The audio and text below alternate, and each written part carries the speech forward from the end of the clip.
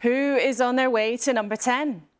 The Prime Minister's had a dreadful few days after his D-Day blunder, but the Tories are still trying to torture Labour with their disputed claims about tax.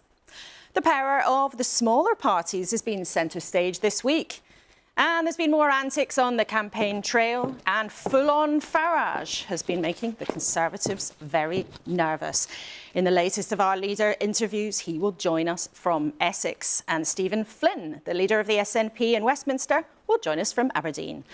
And with us in the studio for the programme this morning, Mel Stride, close ally of Rishi Sunak, the Work and Pensions Secretary, and the woman who would be Justice Secretary, Shabana Mahmood, if Labour wins the election.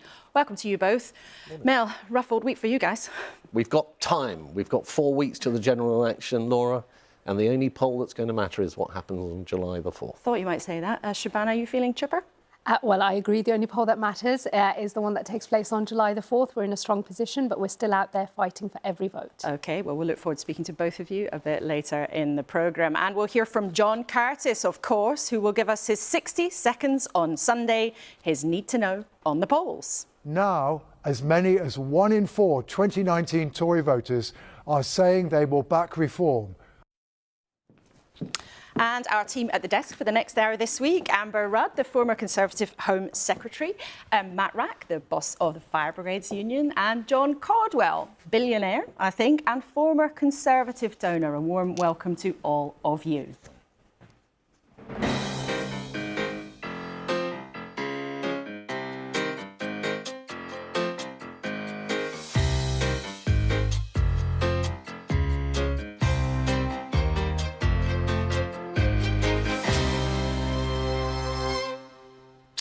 And morning, of course, to you. Let's start with the headlines, as we always do. On the front of the Sunday Times, a front page that might please the Labour Party, they splash on their promise not to raise some key taxes in the manifesto coming this week.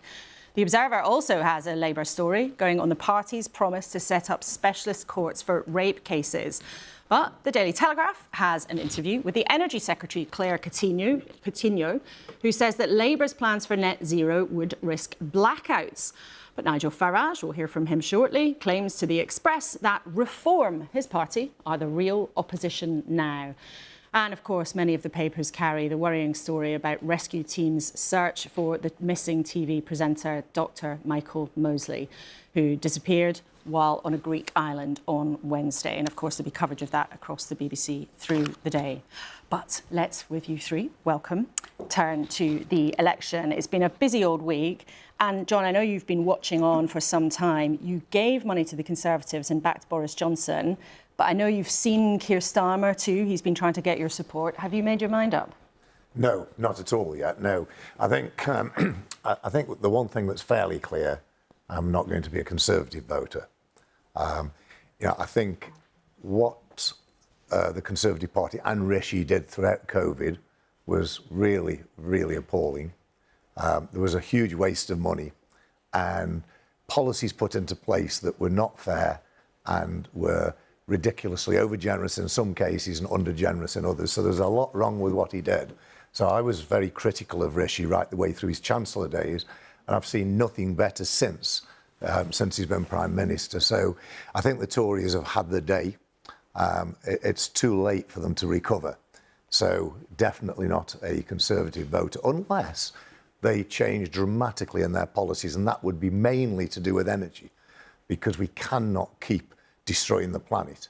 And Rishi going back from 2030 to 2035, I saw as another really negative stance. But you are still an undecided voter, and there are plenty undecided, of them. and I am still there to be won, but I just don't see the Tories coming back from this in terms of what I wish to see. OK, well, it's interesting. Pollsters often make the point there are still lots of undecided voters, which is why the parties are working so hard. So let's take a look at what happened this week with Who Won the Week. Well, he was off, then he was on. Nigel Farage will run as an MP, but he got splashed with a milkshake on the campaign trail for his troubles.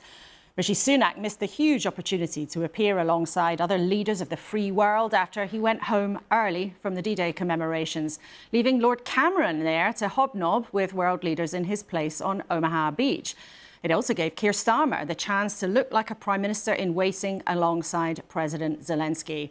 And in the second of this week's debates...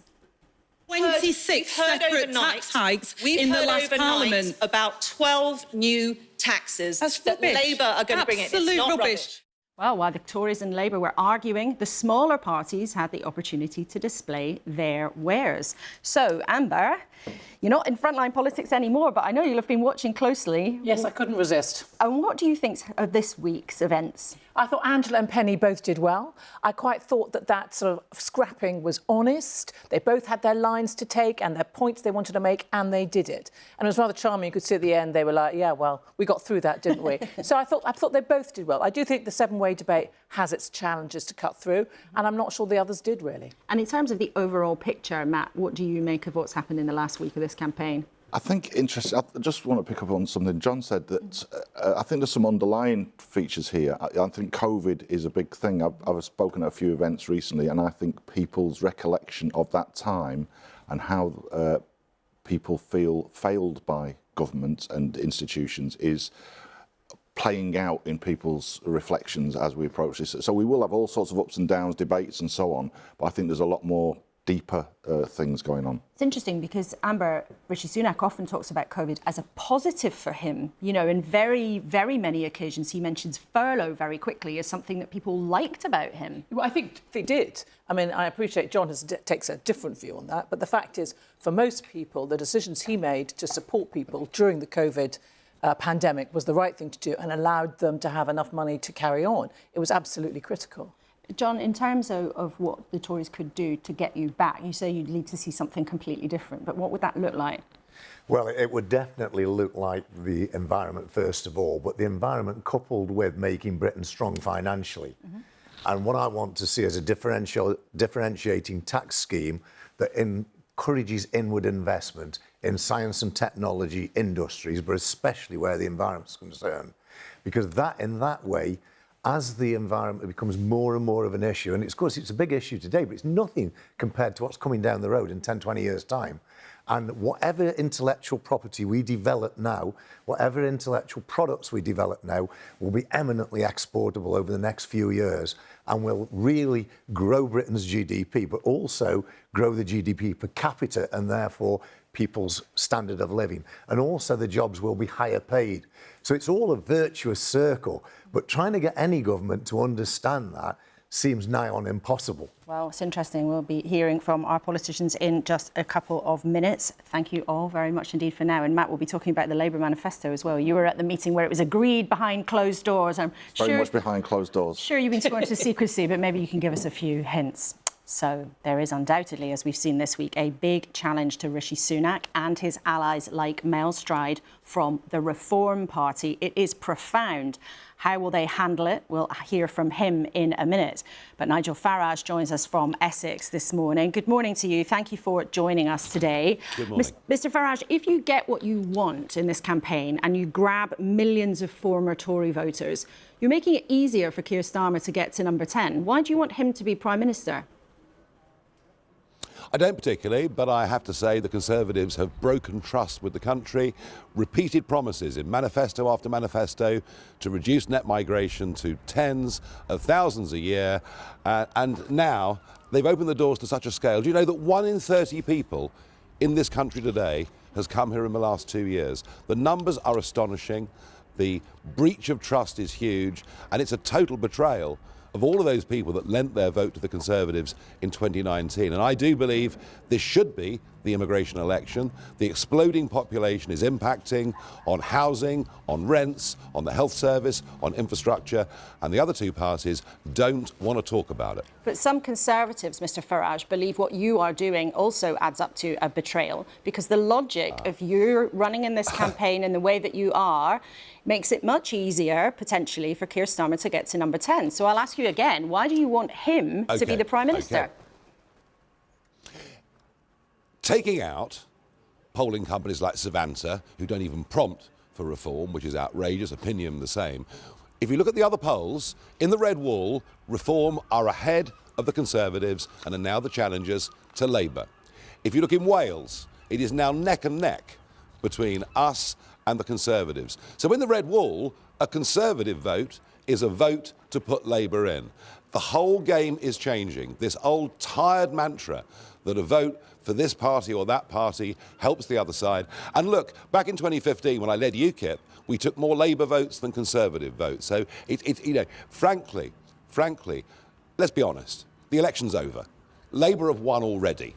Whether the majority is 200 or 350 is almost immaterial. The real question here is who is going to provide a voice of opposition in Parliament and in the country to a Starmer government. The Conservatives are incapable of it. They argue more with each other than they do standing up and fighting for their constituents or the country. And I think reform needs to be in the House of Commons. And we've got a 5-year plan leading up to a general election of 2029. We're dead serious about this. The Conservatives had their chance. They've blown it. Except that many viewers will remember that in this stage in 2017, Theresa May, a month out, was absolutely miles ahead in the polls. It looked like she was cruising to victory. Mel Stride's already told us, Shabana Mahmood's already told us and reminded everybody not a single vote has been cast. So you are taking voters' decisions for granted and claiming that you can be the real opposition. Is that credible? I tell you what, if you went outside London and you met people in this constituency and others around the country who voted Conservative for the first time in 2019, their loathing for the Conservative Party as such, there is no chance of them going back. So let's face the facts. I know from a media perspective, you'd love to think that it's undecided. The election is over. The question is who's going to be the opposition. And right now, we're just 2 to 3 points behind the Conservatives. If we overtake them, well, you could find a big surprise result in terms of who gives that voice of opposition. Well, let's then turn to some of the policies that Reform is putting over. You took over the leadership rather dramatically this week, having said you wouldn't run. You are now running, but I think not everybody is familiar yet with your policies. Now, in Reform's contract with the people, you call for £50 billion worth of spending cuts. So which public services would you get rid of? Well, here's the point. The Bank of England is paying vast amounts of interest on their QE borrowing. Yes, I know it's very technical for a Sunday morning. I'm doing a press conference tomorrow in which I'll lay out how we can save £35 billion before we even start. I'll unveil all of this tomorrow. But yes, you're right. We want to raise the level at which people start paying tax to £20,000 a year. Why? It'll take 7 million people out of the tax system, mass simplification, a huge incentive for those not in work to go to work, and that's what I'm going to lay out tomorrow morning. But I think viewers would like to know this morning, your party's already saying you'll cut £50 billion of public spending, so which public services would you get rid of? Well, it's not about getting rid of public services, it's about making them more efficient. It's about the National Health Service not swallowing up huge amounts of money in diversity training and things like this. We want to live in a country where everybody is treated equally. And by the way, raising the tax threshold to £20,000 will be a lot of civil servants that we can get rid of. But even the highest figures for spending on diversity training, which you cite there, Conservative Way Forward, the group have looked at this, and they say the most that you could get back would be 427 million, which out of cuts of 50 billion, that's a drop in the ocean. Well, OK. All right, I'll go on. The inheritance tax threshold should be raised to 2 million. We will go on with other areas like that, mass simplification of the tax system, which will bring us enormous savings. In terms of other things that you might want to do, you said on Friday, and you've mentioned this morning, you'd like to reform the NHS and you'd like to have a French model. Now, in France, there are upfront costs that people have to pay. They get some of it back, but not all of it. Is that what you would like to see in this country, where people have to pay upfront for their healthcare? Let's be clear. We want healthcare to be free at the point of delivery. That was the founding principle of the National Health Service. What we're not having a debate about is this. We've gone up from just a few years ago, spending 7.5% of our national cake to 11% of the national cake on health. And guess what? The delivery has got worse, waiting lists have gone up. This model is not working. The French system of mutualisation is producing far better returns, whether it's stroke, cancer or heart disease. What I'm saying is, let's have a proper, open debate about this, because frankly, everyone knows that the NHS is not working the way it was 20 years ago. I want to ask you about the Prime Minister's early exit from the D-Day commemorations this week. After that, you said that he wasn't patriotic, and you said that Rishi Sunak didn't understand our history and our culture. What did you mean by that? Yeah. Absolutely right. You know, he couldn't make a mistake over D-Day. He should have known in his heart that it was right to be there. I was there. I've been raising money for some weeks to send veterans back to Normandy. The vast majority of people in Britain felt this commemoration was important and the last opportunity to honour the remnants that are still alive. And by the way, I know what your question's leading at. 40% of our contribution in World War I and World War II came from the Commonwealth. He is utterly disconnected by class, by privilege, from how the ordinary folk in this country feel. He revealed that, I think, spectacularly when he left Normandy early.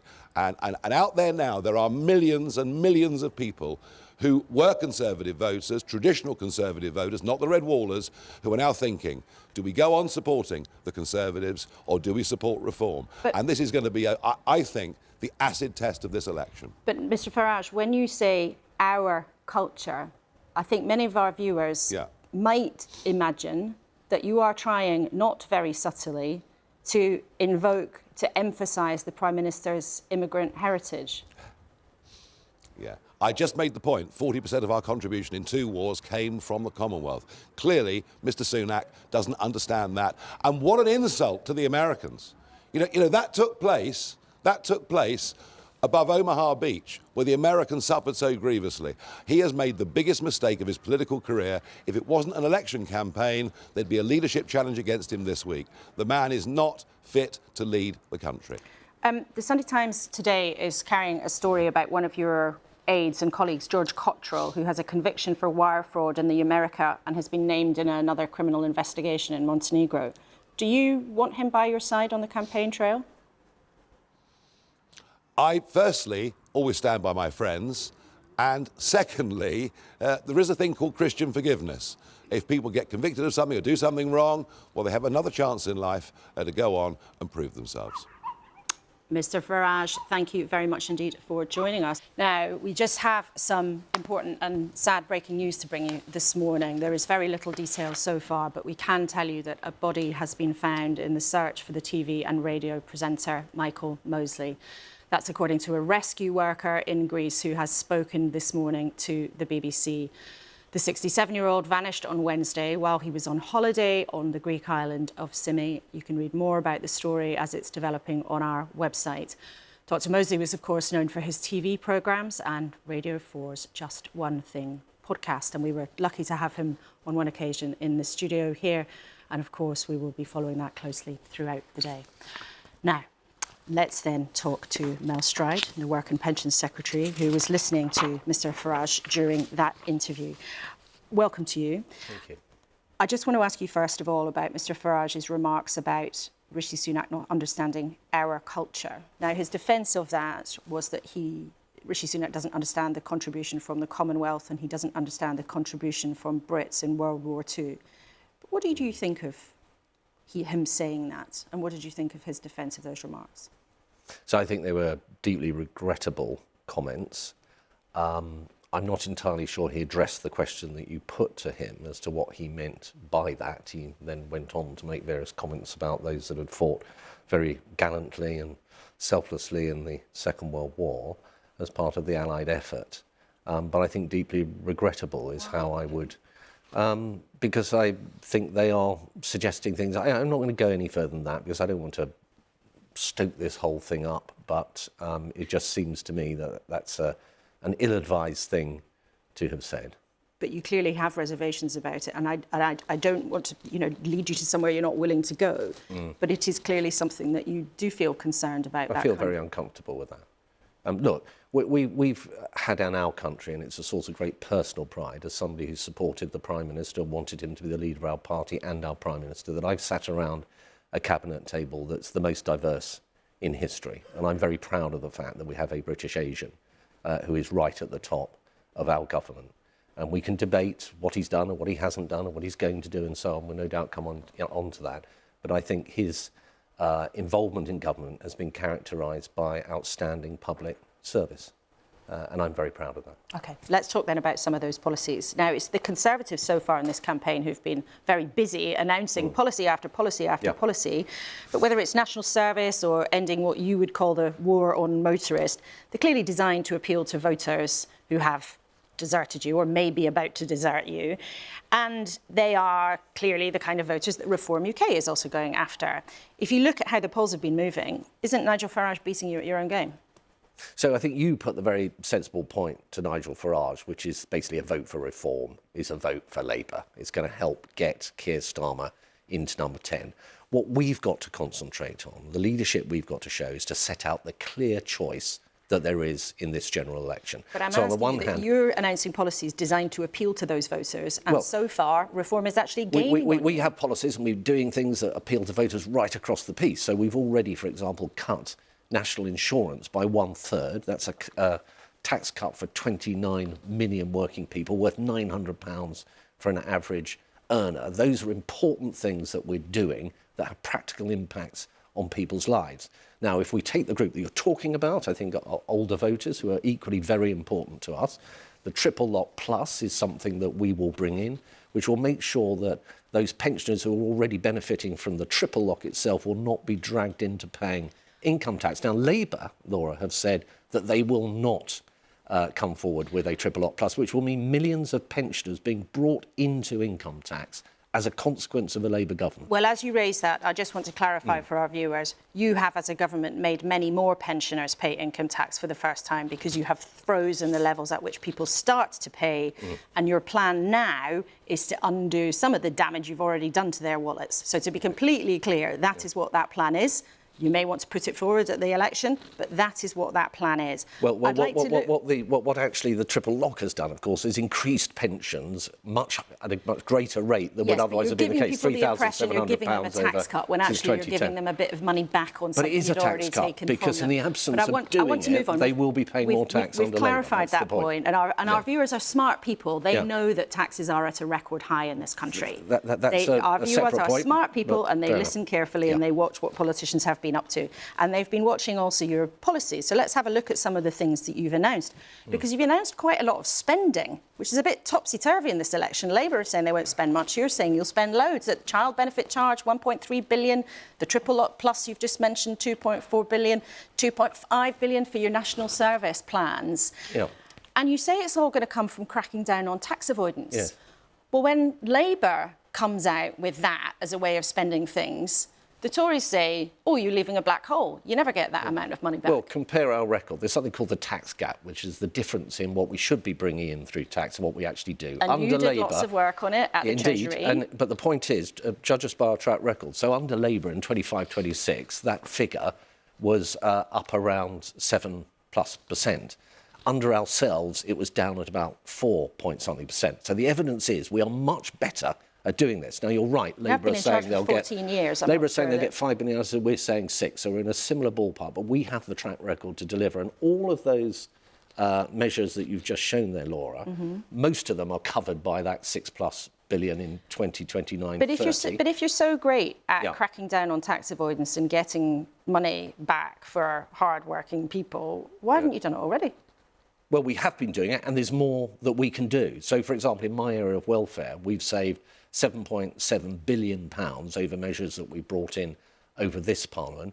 We cut fraud and error within the welfare system, within benefits, by about 10% last year, and we can go still further. So we're going to bring legislation in to give DWP the same kind of powers to clamp down on avoidance and evasion and benefit fraud that HMRC have, for example. So those things will have a significant impact. You mentioned there, though, changes that you would like to make to welfare, and you are announcing this morning some extra money for talking therapies to help people get back to work, and you're also re-emphasising a lot of other changes that you want to make to the welfare system.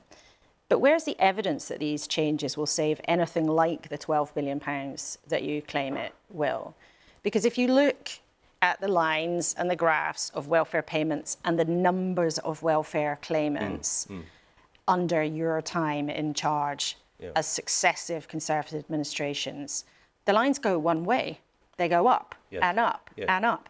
So where's the evidence what you're announcing now will make a blind bit of difference? Up and up is not sustainable, and that's something we're going to deal with, and that's the point. So if you held the case load for those of working age who are getting some kind of health and disability element to their benefits, that's a cost at the moment of £69 billion. It's enormous. That is forecast. Well, that's forecast to rise to 90 billion, and that's a clear number there. 90 billion. It's a 21 billion increase. If we just held the level of the caseload, it would actually be 14 billion less than the forecast. If we got the caseload back to where it was pre-pandemic, it would be about 34 billion lower than the forecast. We're saying 12 billion lower than the forecast in 5 years' time is eminently achievable with the reforms that we're bringing in. You mentioned the additional mental health support, because a lot of the issue here is younger people in particular with mental health problems. So over 500,000 additional talking therapies in the NHS, mental health and welfare hubs across the country, 150 of those, a mental health team for every single primary, secondary and further educational college in the country. Those are things that can move the dial. And one of the big reforms that I've brought in is to change the gateway into some of these benefits. The work capability assessment that the OBR says already will mean 440,000, almost 500,000 fewer people on those long-term benefits as a result of our reforms. The public expects and the taxpayer expects a sustainable system. It has to be fair to those that need support, but equally it must be fair to the taxpayer, and it must be sustainable if the public are going to have confidence in our welfare system. And I'm sure that welfare will be an issue that we'll come back to later in the campaign. Yeah. We've been listening very carefully to you this morning. Some of your colleagues, though, are feeling very despondent, and some Conservative candidates I've been speaking to in the last few days feel very, very bleak about the prospect, not least because of the Prime Minister's decision to leave the D-Day commemorations. And I have to say to you, some of our viewers just could not believe this.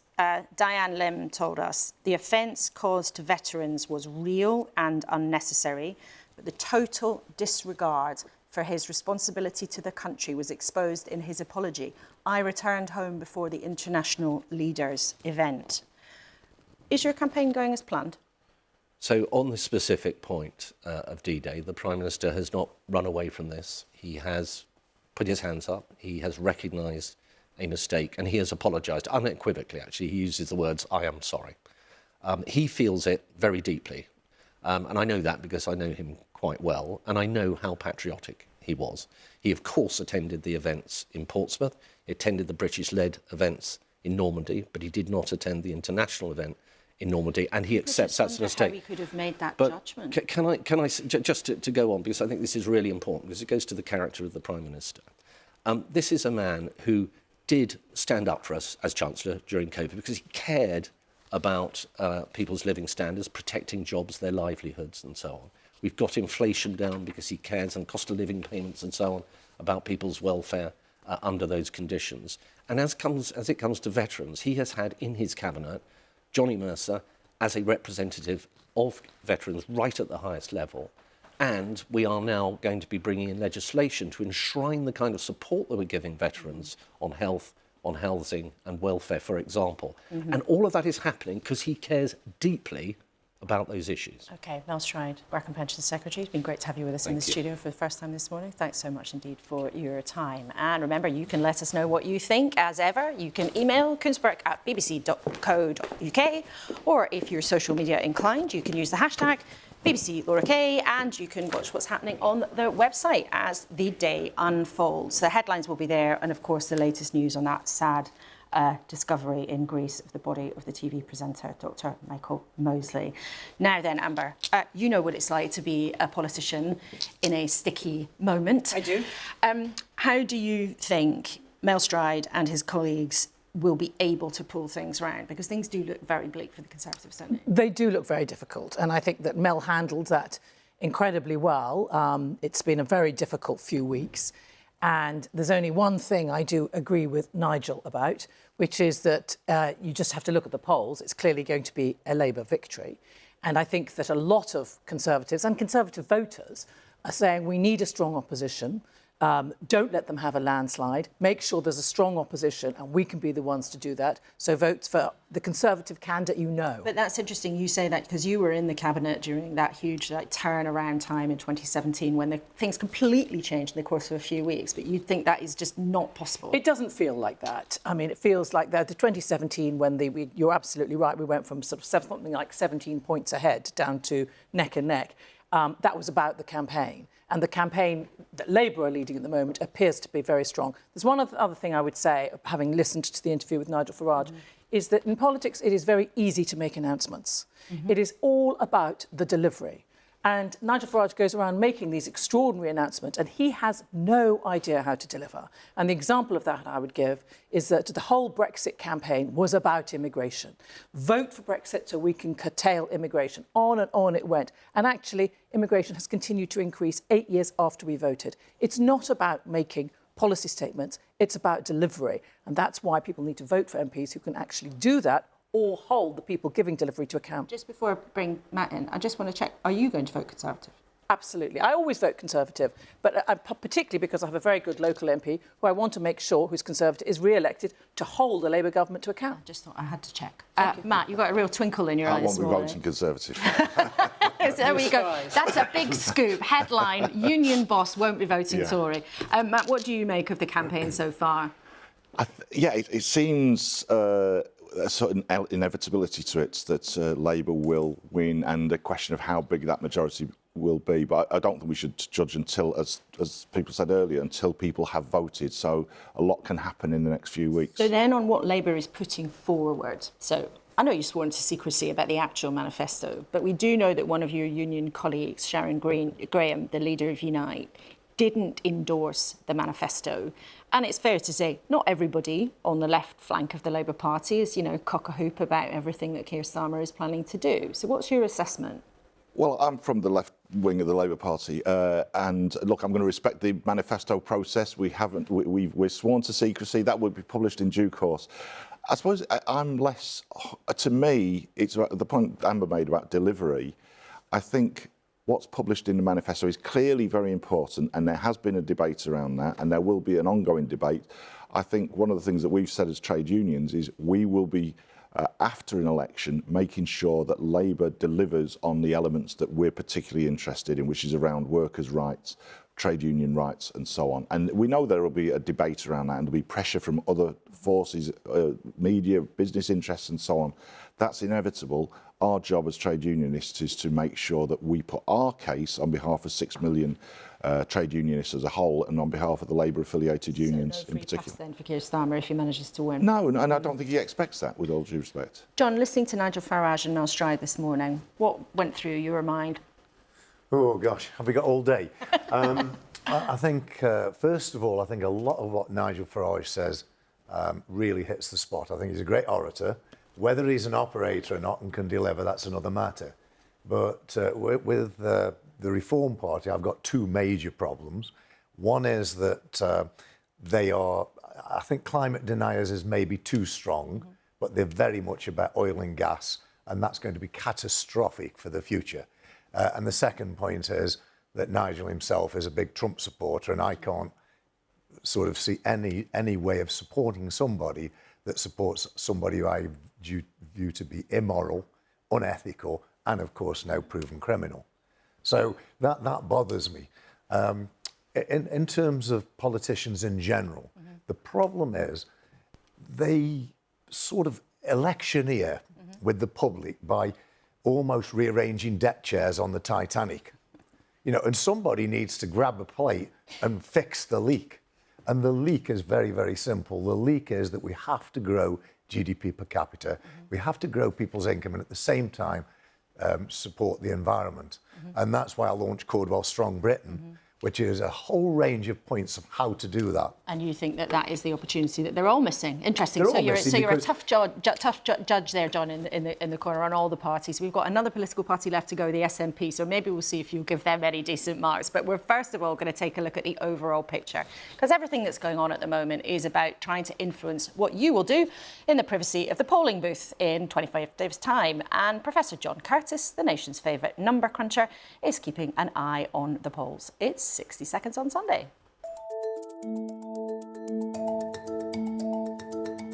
Movement at last, but not in the direction the Conservatives were hoping. Every poll conducted since Monday's dramatic announcement that Nigel Farage was to return as Reform's leader has recorded a rise in Reform support, on average by 3 points. And every single poll has recorded a fall in Conservative support, on average by 2 points. Now, as many as 1 in 4 2019 Tory voters are saying they will back Reform, up from 1 in 5 last week.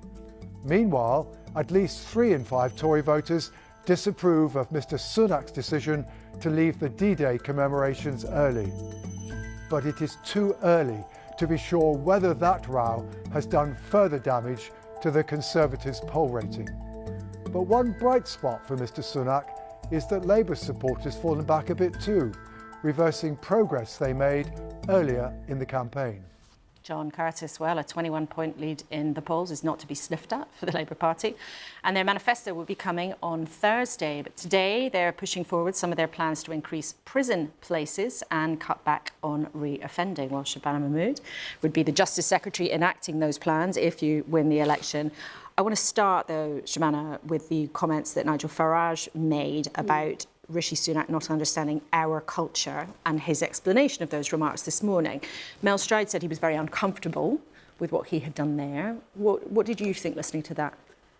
Well, look, I think this is a classic Nigel Farage trick. Lean just enough to signal a bit of a dog whistle and then lean straight back and sound perfectly reasonable and say something good about the contribution that Commonwealth soldiers, ethnic minorities made towards the war effort. We can all see exactly what Nigel Farage is doing. He's got form. It's completely unacceptable. This is a man that has a track record of seeking to divide communities. He just wants to do it with a veneer of respectability whilst he's at it. OK, well, that's interesting. It'll be interesting to see what happens with those remarks through the course of the day.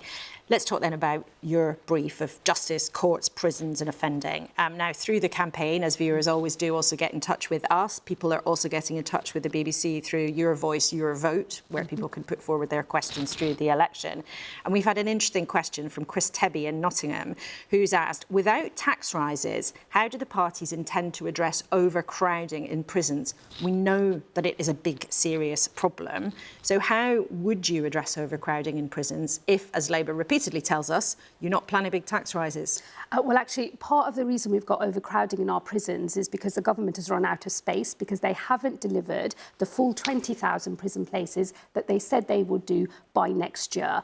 It's actually not a money problem in that respect. The money has already been allocated in the Ministry of Justice budget. It's actually a failure of the government because they've allowed the planning system to get in the way and they've allowed complaints from their members of parliament, backbenchers in particular, to stop any building in our country. So this is actually about the government having the will to get prisons built. On day one, we would designate prisons as being of national importance so that those decisions are ultimately made by ministers rather than the usual planning process. If you become Justice Secretary, then you could force communities around the country to accept a jail, prison being built or expanded in their community, whether they like it or not. Well, we would always want to work with local authorities and local communities. Of course, we would. But you've just said you would take the power to make the decision yourself. We would always want to work with local communities, and we would, of course, deal with infrastructure issues that might be raised, transport links. It's in everyone's interest that the sites that are chosen for a prison building programme are suitable sites and ultimately successful sites as well. But I have a prison in Birmingham Ladywood constituency, so I know what it is to have a prison in your patch. And I consider these to be public assets that are necessary for public protection and in our national interest. And so when a site is suitable and we have made sure that the infrastructure and the transport is right, prisons are going to be built. If you take over at the Ministry of Justice in a few weeks' time, though, you'll have an immediate problem of prisons being absolutely full to the brim. Now, the government has been trying to manage this by letting people out early. Would you continue that? Well, look, I think actually the government needs to level with the public. We all know that prisons are running at either 98% capacity or 99% capacity. So if you become Justice Secretary, as you hope... It's a dereliction of duty that the government hasn't actually released all of the figures about their early release scheme. They've actually been doing that in secret.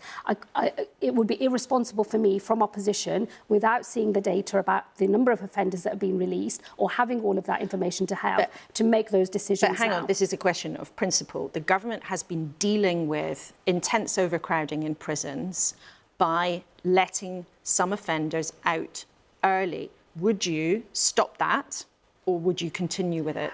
Well, the government has been doing that in secret without releasing any of the data about the number. Let me address that point as well. You want to be the Justice Secretary in 4 weeks. No, and I will address the whole point, but I think it's important to recognise we've got a dereliction of duty from this Prime Minister. And you've made that point, so I'd like you to answer the question for our viewers. I can't rule anything in or out because it would be completely irresponsible from opposition, without all of the information to hand, to make a decision about what we may or may not continue. What I can say is we will be transparent. We will release those figures because we've been calling on the government to release those figures. So and you are not we will make ruling whatever out... decision is necessary in the national interest to get control of our prisons and to keep the public safe. But you are not ruling out continuing early release? It would be irresponsible to make those decisions from opposition without all of the information to hand.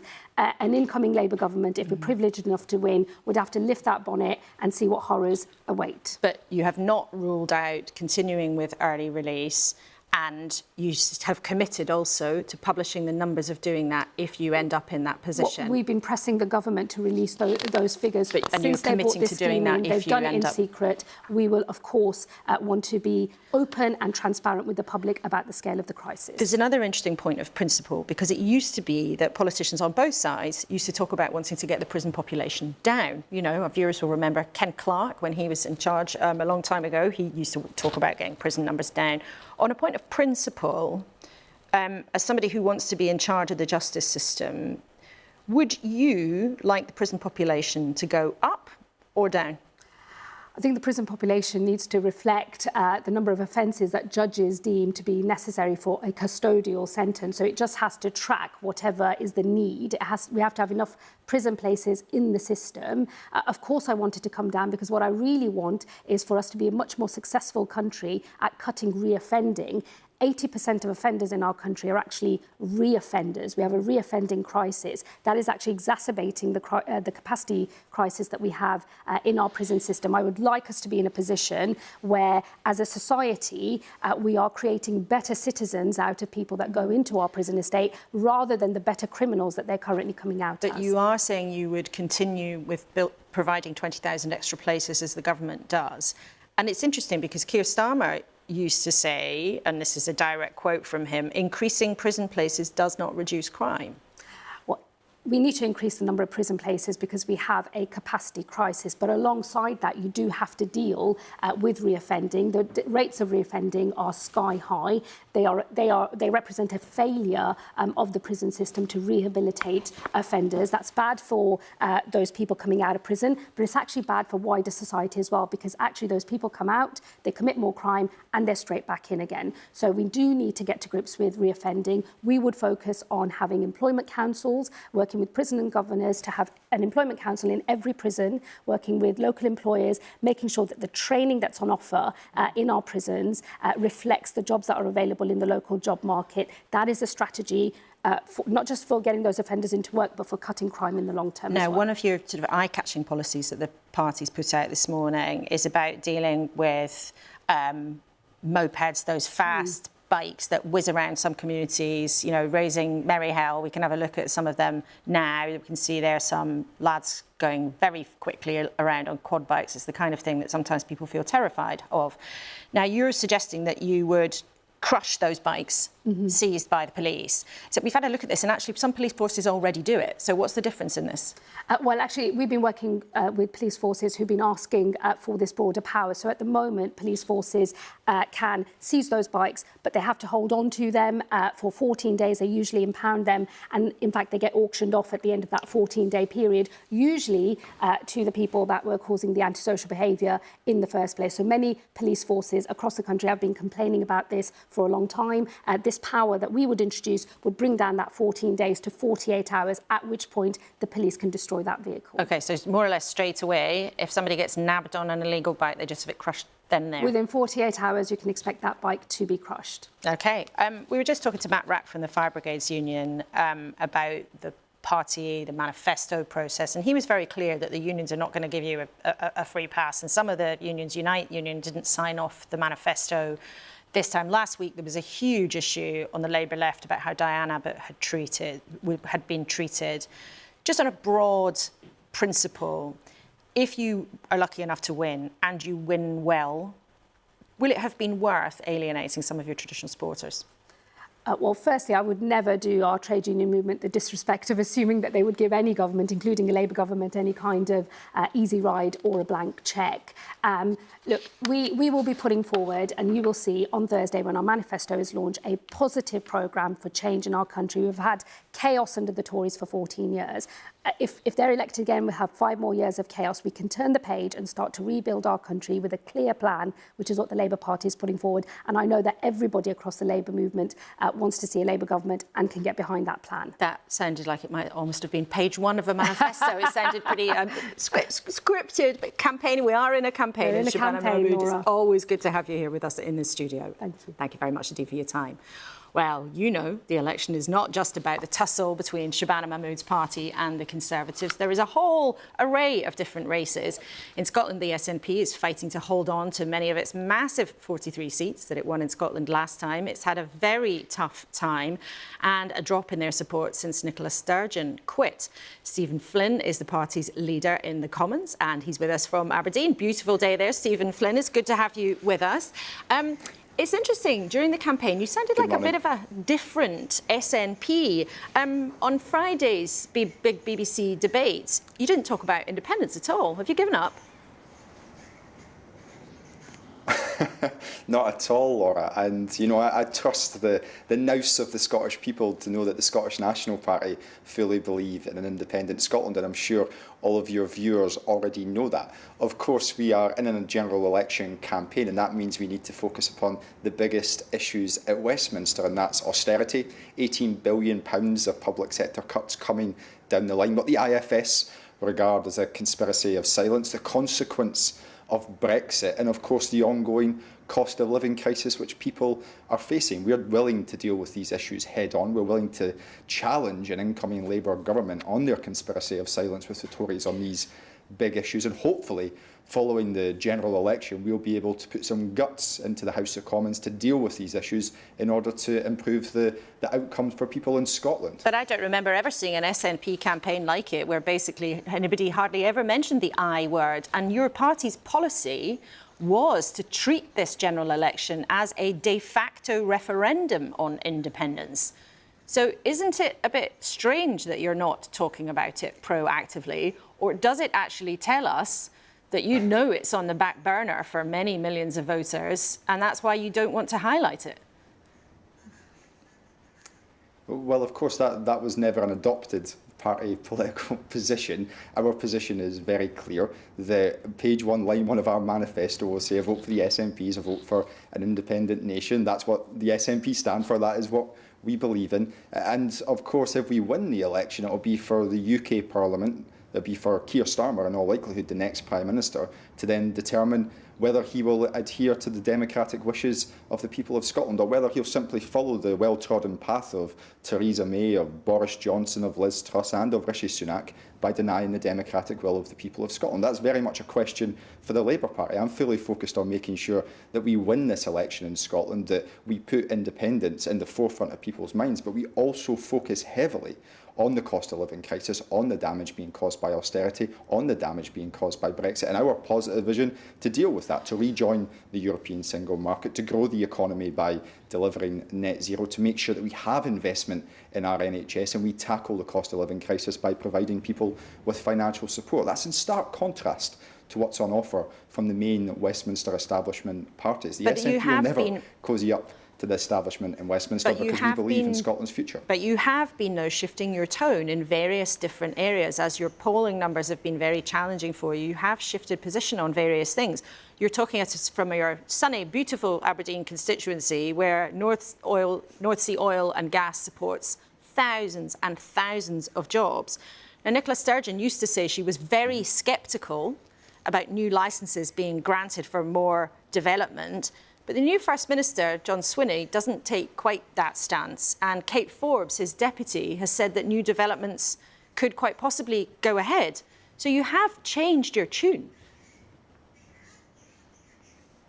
Well, what we believe in, Laura, is a just and sustainable transition that protects the future employment of the tens of thousands of people who live behind me. Now, the reality is at this election, there are three options on the table. That just and sustainable transition that protects workers and creates the new net zero jobs of tomorrow. There's the Labour Party position, which of course would scrap 100,000 jobs and wouldn't invest in that net zero future because they've rolled back on their £28 billion net zero commitment. And then, of course, there's the Conservative Party position, which is to act like oil and gas will last forever when it won't. They're almost becoming climate deniers like Nigel Farage. So the option for people Flynn, in Scotland is very clear. You criticise Labour's plans for a windfall tax and their overall tax rate on oil and gas profits to 78%. And you say, and you've just repeated it there, that could cost 100,000 jobs.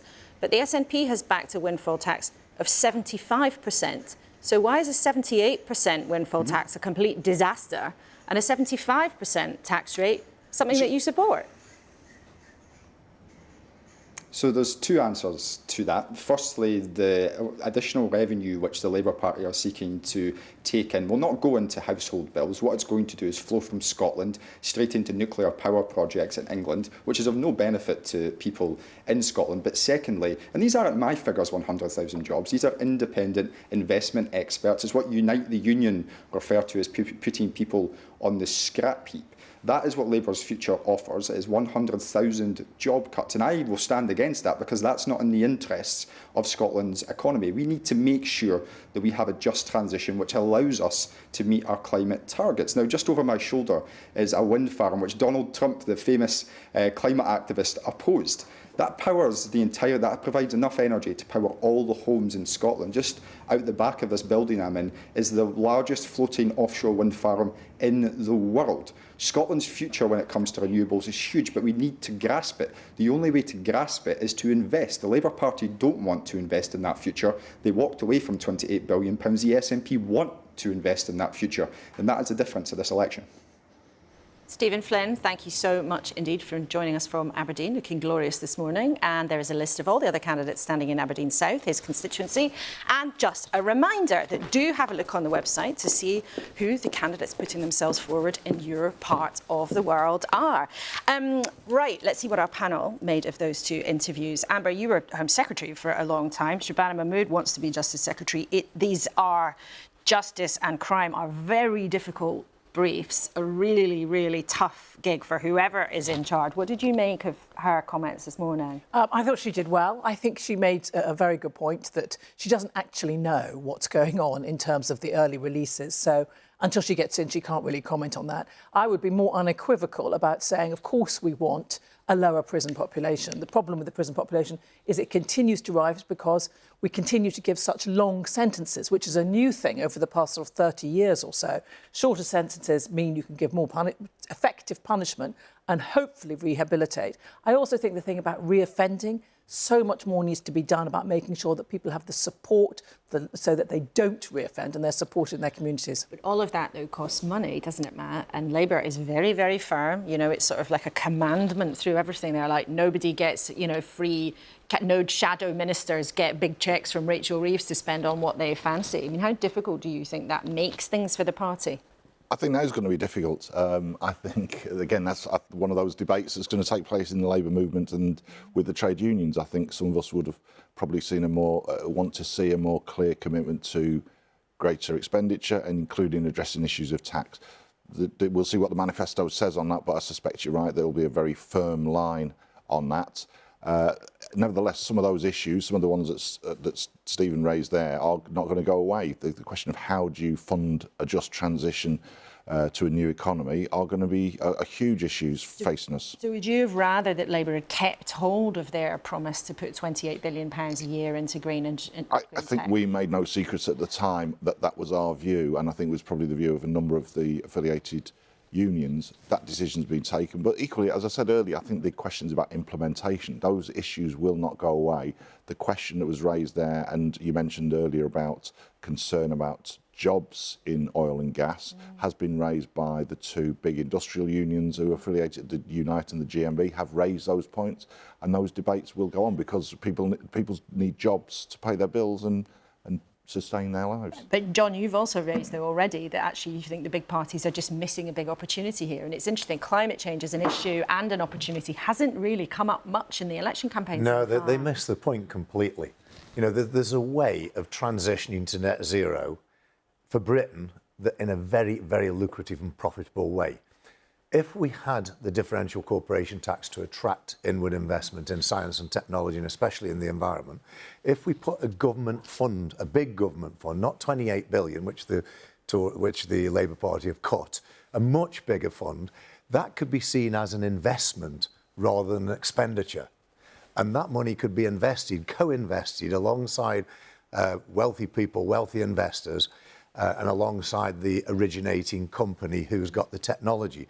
In that way, the cost to get to net zero would actually be a positive benefit, not a negative, because the government would be taking shares in a business that was a future business that was paying high wages and that was going to deliver great export opportunities for Britain. Well, we'll see if the politicians are listening to you this morning. Amber, just before you go, I know you were part of the Conservative Party in the front line for a very long time. They're having a very difficult time at the moment.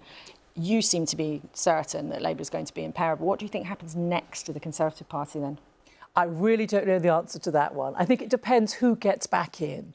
For the Conservatives, I hope that the strong centre-right voices get back in so that when they have a reflection of what happened in this election, the centre-right can make the case for the fact that it wasn't because we were too right-wing, it's because we didn't occupy the centre space. The centre ground, everybody says so, and it's always proved correct, is where you win. And could there be a place for Nigel Farage in the party? I certainly hope not.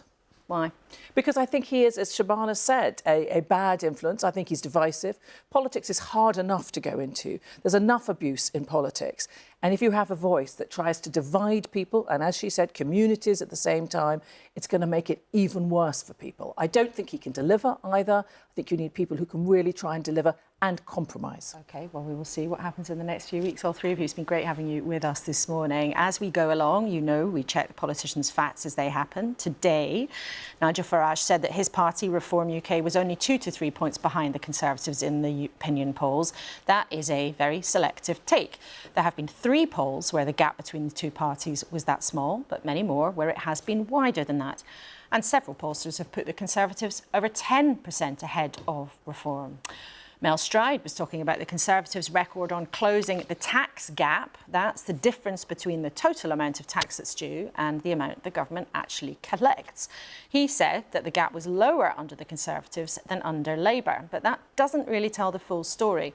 It was already falling under the last Labour government, and it's just fallen further since 2010.